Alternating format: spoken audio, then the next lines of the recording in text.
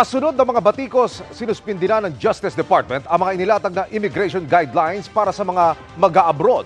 Tuloy pa rin naman daw ang mas pinaigting na kampanya kontra human trafficking at illegal recruitment. Nakatutok si Salima Refran. Hindi na muna ipapatupad ang revised guidelines para sa mga international-bound Filipinos. Kasunod yan ng resolusyon ng Senado na ipagpaliban muna ang pagpapatupad ng guidelines na magsisimula dapat sa Linggo. People are complaining, we listen, we heed the call of the people to review.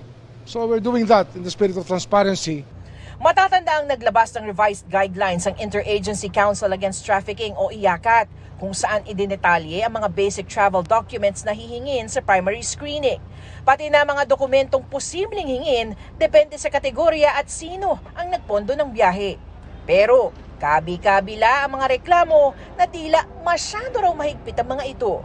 Balak ng Senado na magkaroon ng hearing tungkol sa mga guidelines.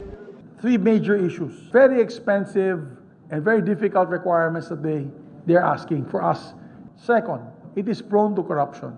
Third, it is also it's a violation of the anti-privacy laws. Itong 32,000 na na-offload, sana may maimbita po kami ng mga 5 o 10 man lang.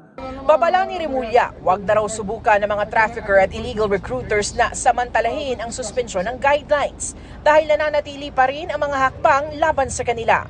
Meron pa rin namang kailangan tanungin ang immigration na wala sa guidelines na mahalaga. No? Isang ehemplo lang, return ticket. Pwede ba walang return ticket ang turista? Di ba? Basic yun.